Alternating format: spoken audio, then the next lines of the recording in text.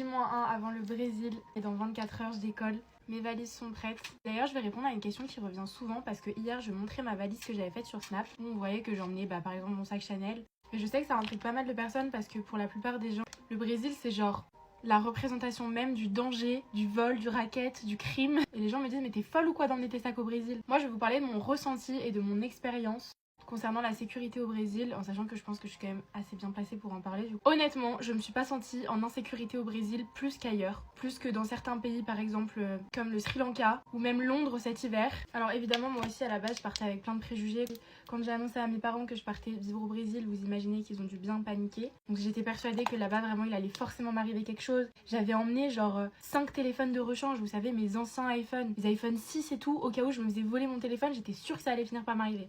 J'avais trop peur de me faire agresser, des trucs comme ça, etc. En fait, il faut savoir qu'au Brésil, j'ai jamais ressenti d'insécurité en tant que femme. Et c'est la grande différence avec ne serait-ce que Paris en fait. C'est que je me suis sentie tellement mieux au Brésil en tant que femme, dans le sens où, en tout cas, c'est mon expérience, mais j'ai jamais ressenti de climat d'insécurité par rapport à des agressions d'homme à femme, enfin vous avez compris ce que je veux dire. Jamais aucune agression de rue et je connais personne là-bas qui en a eu non plus, même dans mes copines brésiliennes, etc. Les hommes ne font aucune remarque sur comment les femmes s'habillent. Un truc tout bête, mais j'ai jamais eu peur de rentrer toute seule chez moi. Genre je savais que même si je prenais un Uber, que je sois un homme ou une femme, c'était pas grave, il allait rien m'arriver dans le Uber. Ou en tout cas ça aurait jamais été parce que j'étais une femme. Par contre, là où il faut être réaliste, c'est que en fait, évidemment quand vous partez au Brésil, vous êtes exposé aux rackets, au vol. Mais en fait, je sais pas comment expliquer le truc sans paraître trop condescendante.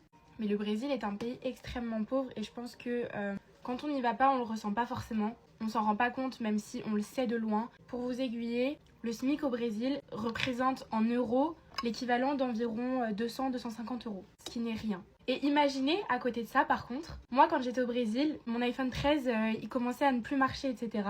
C'est à la même période où l'iPhone 15 est sorti. Moi, dans le doute, je m'étais dit, si ça se trouve, ça coûte moins cher au Brésil de l'acheter là, ou bien ça coûte le même prix qu'en France, donc en vrai, je vais regarder pour me l'offrir ici. Les prix des iPhones, les gars, genre dans les 2000 euros, quelque chose comme ça. Ou en tout cas, genre bien plus cher qu'en France. Et je me suis dit, mais c'est quoi ce fossé entre le salaire qu'ils ont minimum et le prix de certains trucs exportés qui sont ultra chers. Donc dans un sens, j'étais en mode, mais est-ce que c'est pas normal que si des Européens se promènent avec leurs iPhones comme ça brandis dans la rue, des gens extrêmement pauvres, je dis pas que c'est excusable, mais je comprends le fait que oui, forcément, il y a du vol et du racket pour des iPhones parce que ça représente pour eux des mois et des mois de salaire. Pour des personnes qui touchent le SMIC, évidemment, il y a des personnes un peu plus riches au Brésil, etc. Enfin, tout le monde n'est pas comme ça. Mais pour vous donner un ordre d'idée, moi je me rappelle d'une fois où on a essayé de me voler mon téléphone, j'étais vers très grande ville, donc plus bas que São Paulo. Et en fait, juste il y a un mec qui est passé en vélo, moi j'avais mon téléphone dans la main. Erreur de ma part, même si je le tenais bien, il est passé en vélo, il a essayé de me l'attraper, il n'a pas réussi, voilà.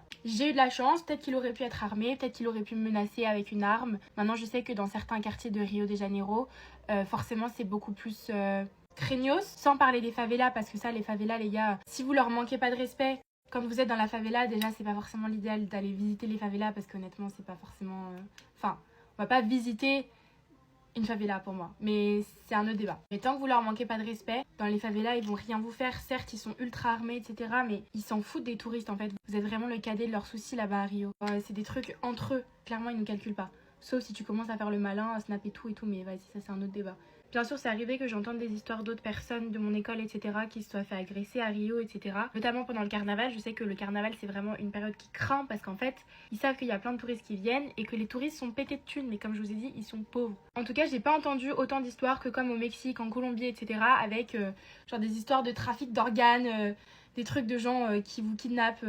Pour moi, c'est juste à vous de connaître vos limites et évidemment faire preuve d'un peu de logique, un peu de jugeote et ne pas sortir votre iPhone 16 Pro en plein Rio de Janeiro alors que vous savez que les gens ici sont ultra pauvres et donc forcément voilà. Ou pareil quand vous allez à la plage, vous laissez pas forcément votre téléphone sur votre serviette, vous voyez, mais c'est un peu de bon sens en vrai. C'est une culture qui est différente de la nôtre, donc évidemment c'est pas des petits bandits d'ici, enfin ils font vraiment, s'ils ont envie d'agir, ils agissent. Mais ça sert à rien de se priver de tout. Il faut faire attention. Évidemment, là, je pars pas à Rio. Mais si j'étais partie à Rio, peut-être que j'aurais pas pris mon sac Chanel. Ou en tout cas, je l'aurais mis au restaurant. Je l'aurais pas forcément mis dans la rue ou dans certains endroits de Copacabana. Par contre, j'aurais pu le mettre du côté d'Ipanema ou de Leblon. Parce qu'en fait, en fonction des quartiers aussi, ça change carrément. C'est pour ça qu'il faut bien se renseigner. Si vous logez à Rio, je vous conseille pas de loger dans Copacabana.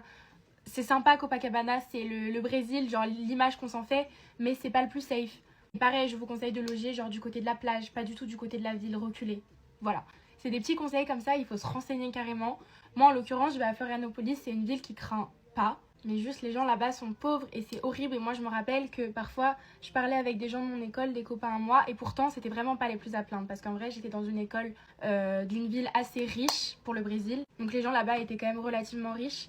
Et quand moi je leur disais bah ce week-end je vais à tel endroit du Brésil, ce week-end je vais à tel endroit en vacances et tout, ils étaient émerveillés en mode oh, mais c'est mon rêve d'aller là. Et moi ça me faisait trop mal au cœur, je me disais mais en fait je suis trop gênante, genre je raconte ma vie comme ça. Bon après en l'occurrence ils me demandaient où est-ce que je faisais mes voyages et ça leur donnait vraiment envie, genre ils me posaient vraiment plein de questions et tout. Mais je me disais c'est horrible, moi je suis là à l'espace de 5 mois et je vais voir des trucs dans leur pays que eux ils n'ont jamais vu. C'est comme genre demain s'il y a un Brésilien qui arrive et il me dit qu'il va à Marseille et moi ça a été mon rêve de toute ma vie d'aller à Marseille. Mais j'ai pas les moyens pour, et là il y a une meuf d'un autre pays qui débarque et elle y va direct en 2 semaines. Donc c'était vraiment, ça fait trop mal au cœur.